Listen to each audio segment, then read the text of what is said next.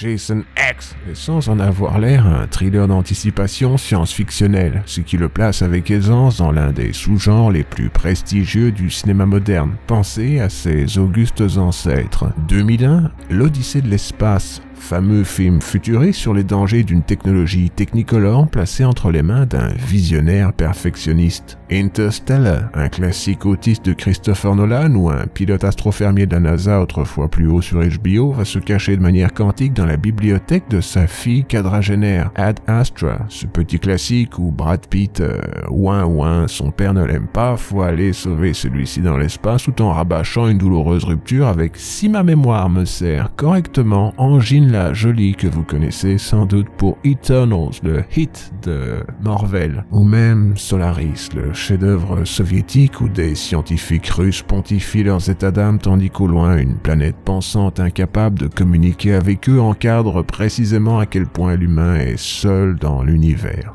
Tant de classiques reliés par un fil rouge, l'âme humaine, ses espoirs, ses déroutes, sa frontière finale, celle d'une survie impérieuse face à l'entropie, cette force qui nous rend inertes tandis que nous étions d'antan alertes. Face au rivage infini d'un univers immense, la science exige que nous repoussions les limites de notre connaissance. Exceller, survivre, conquérir, quel meilleur film pour parler de ces concepts clés du futur de l'humanité si ce n'est Jason X.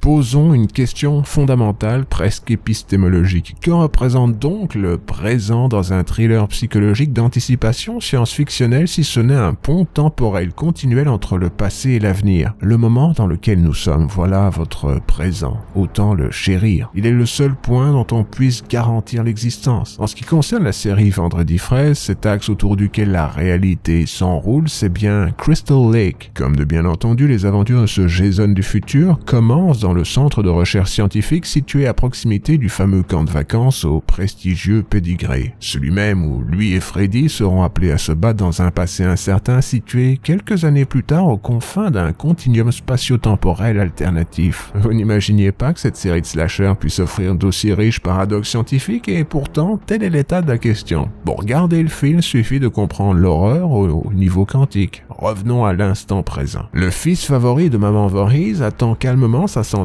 cryogénique après avoir été autopsié pour l'énième fois. À ce stade, l'homme est plus mort que vivant, n'en déplaise à nos frères du Moyen-Orient. Ou bien est-il une version plus couillue du Wolverien? C'est ce que semble penser David Cronenberg qui, pour une raison qui m'échappe, est chargé de la science mais pas de la fiction, ce qui est dommage dans ce film d'anticipation.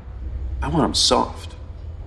We've already discussed this. Par chance, l'enfant autrefois atteint de troubles développementaux est devenu un guerrier furtif d'1m90 capable de prestidigitation de haut niveau. Mieux, il est aussi champion de javelot. S'ensuit une scène d'abattage en règle, les codes du thriller psychologique d'anticipation science-fictionnelle introspective sont donc bien exécutés dans les règles de l'art. Au centre, une jeune femme d'ethnie indiscernable censée représenter l'humanité dans ses plus beaux mélanges. Autrefois patronne du centre scientifique de Crystal Lake, elle finira par être la proie du fameux fan de hockey. Son sacrifice ne sera pas vain, car il arrivera nonobstant à enfermer Jason, symbole s'il en faut d'une biologie putative lancée sur les talons de la société dans un caisson luxueux aux lueurs évocatrices. Soudain, le temps passe, puis arrive notre premier twist. Alors même que nous commencions à comprendre ce moment déjà révolu qui passait pour notre présent, nous voici projetés dans un futur déjà désuet. Oui, Crystal Lake était bel et bien un centre de recherche sur cette technologie cryogénique tant appréciée des professeurs de gymnastique du monde entier, mais c'est aussi l'un des rares remparts à survivre au prochain cataclysme planétaire. Vous voyez les décors en frigolite, les effets digitaux d'un autre âge, ces performances renouvelables, farm to table, nous sommes entrés dans une nouvelle ère, un futur où même les objets les plus usuels sont devenus inconnus pour le peuple de demain. It's a hockey mask.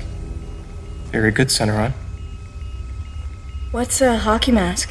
Facial armor, used in a sport outlawed in 2024.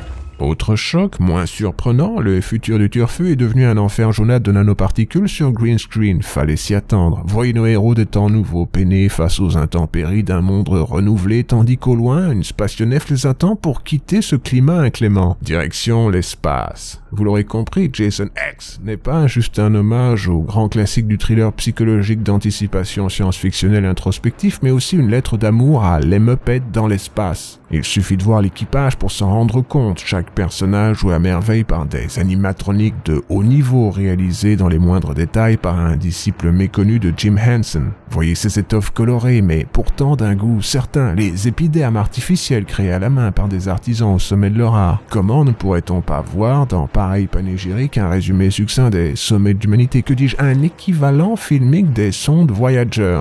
Une bouteille lancée à la mer en quête d'une intelligence supérieure, le dernier signe de conscience d'une humanité disparue.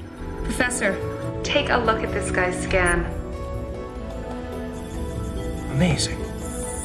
How does he function with a brain that small? Résumons, c'est toujours utile sur un vaisseau assigné à la station Solaris. Je vous avais bien dit que c'était un film pour l'intellectuel. Une équipe multiculturelle d'animatroniques éducationnels se rend sur Terre de manière ponctuelle pour récupérer divers artefacts vintage. Leur mission, faire de l'argent. Leur sacerdoce, incarner les années 2000. Leur problème, ils viennent certes de sauver une charmante Twitch streamer, mais aussi l'objet le plus collector de l'histoire de l'humanité. Un Jason Voorhees Mint, quoique déjà unbox, doté de tous ses accessoires. Guys! It's okay, he just wanted his machete back! Whew! À partir de cette proposition élémentaire, le réalisateur James Isaac, connu pour avoir collaboré avec Cronenberg sur 3 de ses classiques, tisse un portrait touchant d'une humanité en huis clos. L'astuce est d'une finesse rare, la civilisation résumée à sa plus simple expression, unie face à une menace extérieure. Peut-on faire monter la tension dans l'espace? Bien entendu. Quelques films mineurs, dont Alien et les garçons, tentent cet artifice, souvent en jouant sur les malentendus, les zones d'ombre et une poignée de performances pseudo-théâtrales. Ici, par contre, la subtilité est d'un tout autre ordre. Elle s'y mise en la caméra pour miser sur la maestria ultime d'une direction tour à tour tendre et impitoyable. Montrer l'horreur, repousser les limites, s'inspirer certes des classiques de la série, mais en osant les redéfinir pour une nouvelle génération haute définition. Il est bon de savoir que ce film d'arrêt d'essai est entré dans l'histoire du cinéma pour avoir été le tout premier long métrage terminé entièrement de manière digitale. Tout ceci n'est pas la simple exploitation des corps rebondis de demoiselles canadiennes aux mœurs permissives résultant d'une relation ombrageuse avec leur paternel. Non, laissez ça dans l'autrefois. C'est au contraire une ode au sentiment humain, à la sagesse instinctive de corps, cherchant un peu de chaleur dans la profondeur frigide d'un espace sans cœur, à ces petits moments du quotidien sans lesquels la vie perd tout son sens, à ce combat constant du vivant pour le rester. En face de cette quête existentielle, une autre facette de l'humanité. Jason, ici, né sous X.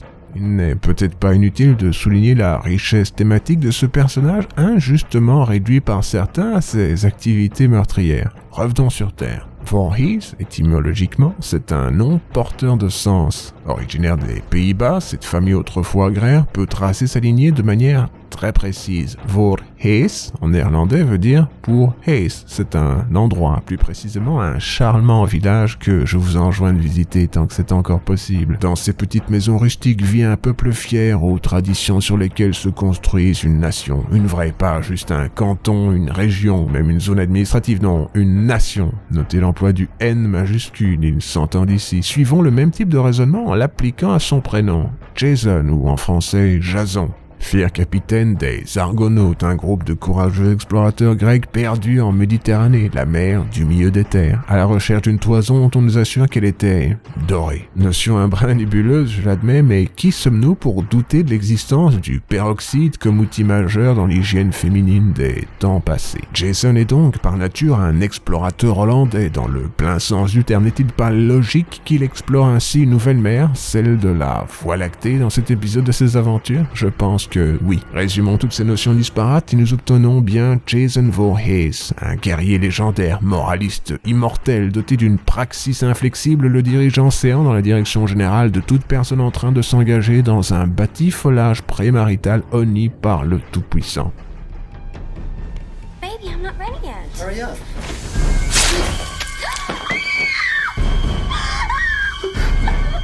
Ce qui prouve, du moins à mes yeux, qu'il est bel et bien protestant. Les fans de la série devraient être ravis de pouvoir constater ici pareille compréhension de l'un des personnages les plus complexes du cinéma expérimental populaire. Sa lore est respectée, son histoire sublimée. Tout ça dans un film aux qualités évidentes entrées depuis lors dans la légende. Jason X, malgré tout, règne incontesté sur la série. Il suffit de subir quelques instants des énièmes remakes sans saveur opérés depuis sa sortie pour le constater. Ceux qui loupent le coche, tant bien même qu'ils coupent la loche. La différence, un respect profond des motivations du joueur de hockey le plus célèbre de l'histoire du sport. Sans vouloir donner dans l'intertextuel, il ne faut pas oublier que Voorhees est un héros des 80s. Certains le voient comme un méchant, ses méthodes sont certes radicales, mais est-il vraiment maléfique ? Les années 80 furent après tout une période de calamité virale, véhiculée par un mode de vie orgiaque et, ne soyons pas prudes, débridé. Jason, plus efficace encore qu'un vaccin, en est l'antidote, une dose d'un danger issu d'une autre époque, injectée dans ce futur dystopique classé sous X. Peut-on en vouloir à ces victimes d'avoir détourné leur regard du sacré pour se consacrer aux rites païens de leurs ancêtres responsables du cataclysme planétaire dans lequel ils errent ? Pas vraiment, c'est humain. Or, cela va sans dire, errare humanum est, n'est-ce pas? Mais on oublie trop souvent que perseverare, par définition, autem diabolicum. C'est sans doute cet oubli qui fut tombé sur les têtes angéliques des catins de Satan le couperet d'antan.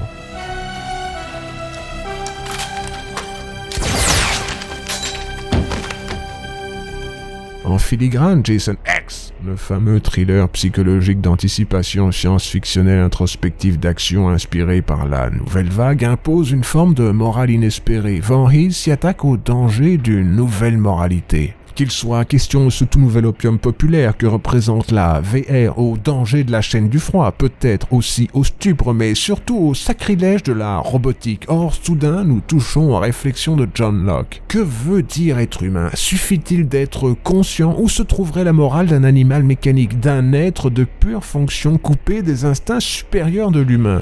Vous aurez peut-être remarqué du coin de l'œil une marionnette moins réaliste que les autres, effet subtil dont on me dit qu'il est censé être celui de l'Uncanny Valley. Coupe de cheveux ridicule, animation faciale outrée, tout était censé indiquer l'humanité falsifiée. Vous n'y aviez pas réfléchi, mais votre cerveau avait été averti. C'est via ce personnage imparfait que le film trouve son second souffle Resident Evilien, son inspiration Bloodrainienne et même sa force ultraviolette. En guise de Deus Ex Machina, voilà votre troisième acte. Une femme qui est un robot, qui est une arme, qui fait du kung-fu.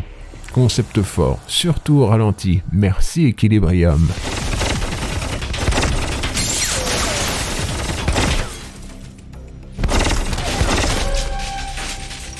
Tout ceci pour amener enfin à une résurrection christique, celle d'un des titans du cinéma. Jason, à son tour, sublimé par la nanomachine, devient un cyborg zombie sportif chromé du turfu. La somme de toutes les influences d'un cinéma qui, ma foi, serait fort peu sans lui. C'est malheureusement à ce stade que l'humble chroniqueur que je suis, bien malgré moi, mais pas malgré lui, doit vous laisser afin de ne pas vous spoiler l'expérience. Jason X, c'est un film, mais n'est-ce pas plus ? Vous pouvez le télécharger sur http://www.jason-x.com